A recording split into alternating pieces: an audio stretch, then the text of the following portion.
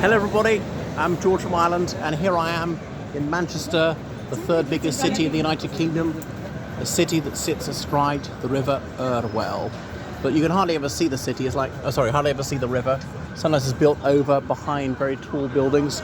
It's not really a feature of the city, so only achieved city status in the 19th century.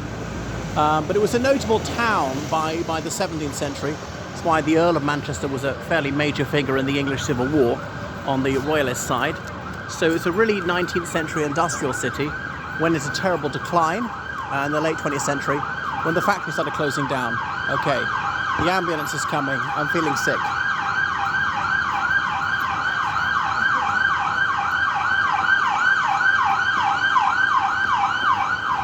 I was worried that Greater Manchester Police knew I was here.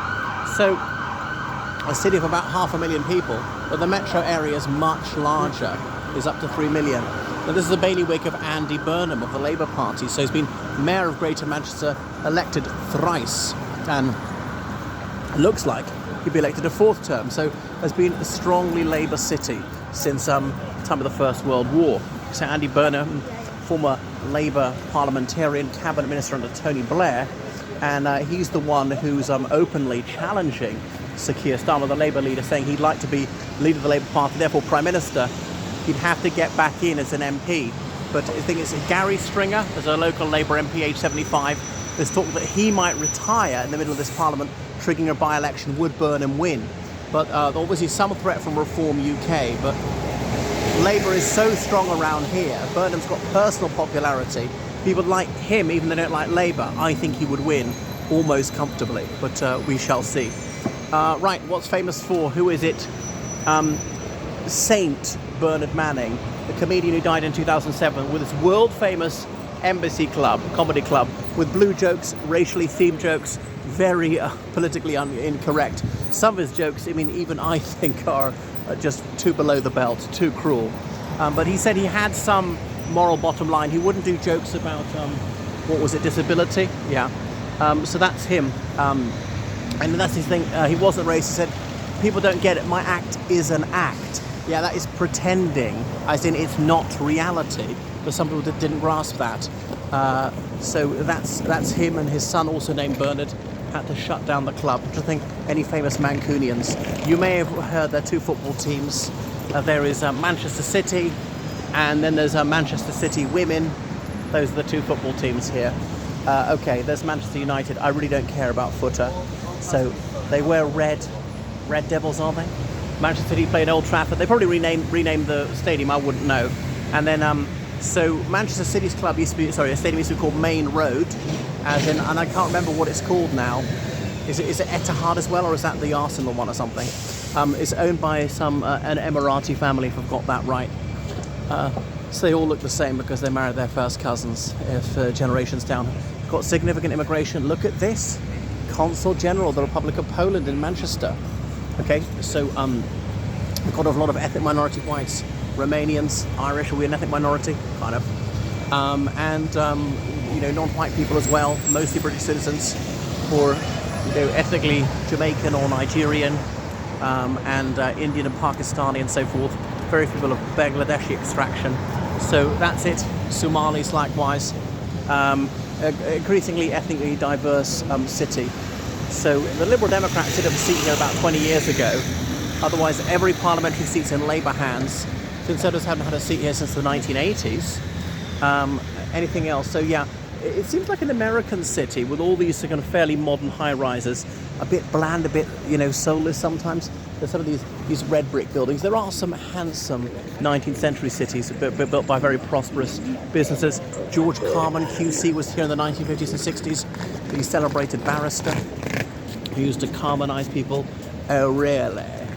That was his attack line when he was showing withering contempt for people. And there's got the gay village you see over there with all the rainbow flags near Canal Street. People would cover up the C of Canal and the S of Street and make it anal treat. Okay, somewhat misspelt. So canals came here in the 19th century before railways, so 18th century before railways, carrying coal, metal goods and all sorts. Often it's safer than carrying them over these bumpy roads, especially there easily breakable things.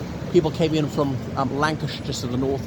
Actually, it was considered part of Lancashire until the late 19th century, when they didn't need so many farm labourers, factory workers here.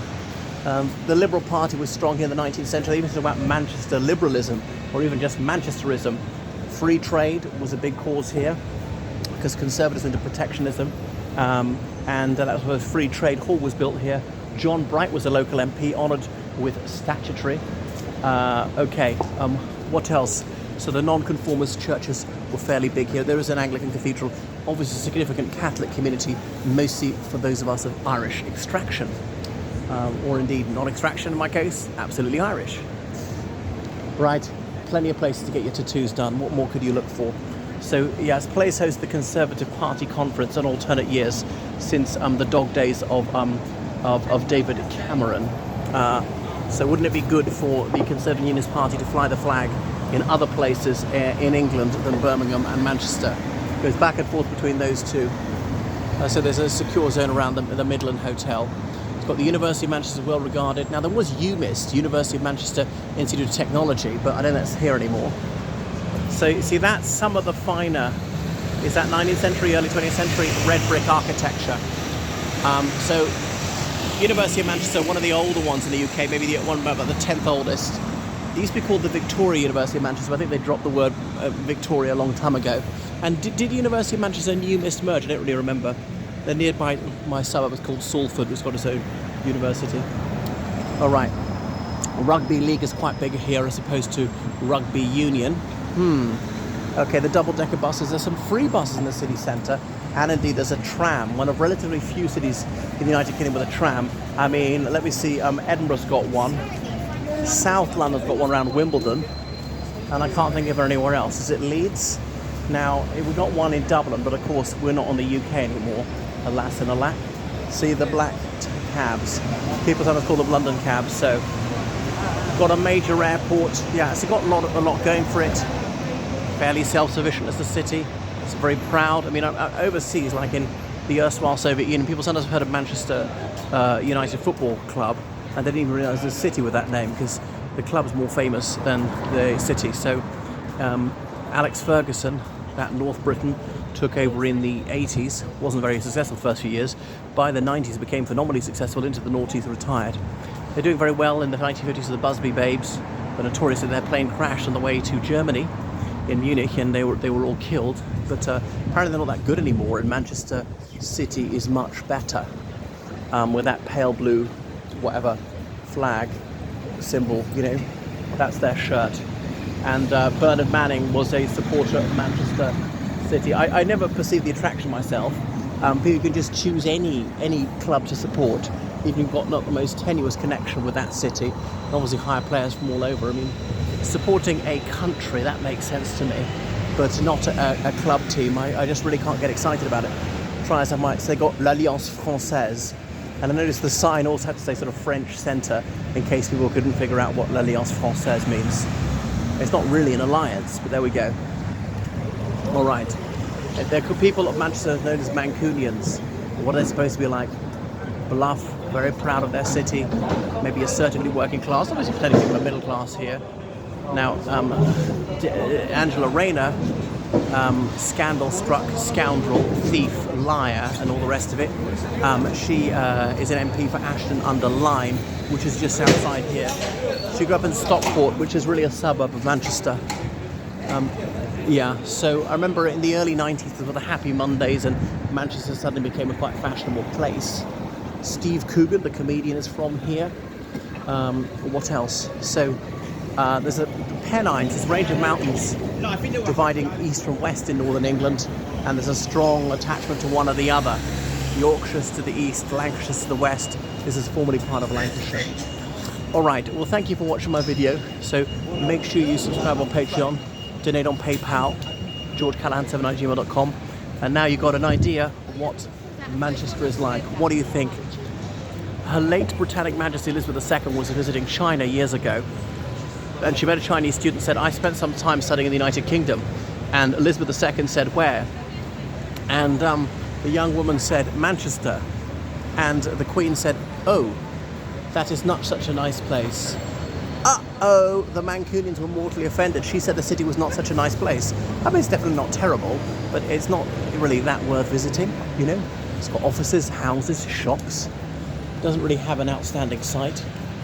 It's actually quite close to Brum, but really regenerated in the 1980s. That's Thatcherism for you, even though there's very high unemployment then. A lot of drug use, gangsterism. Okay, toodaloo everyone.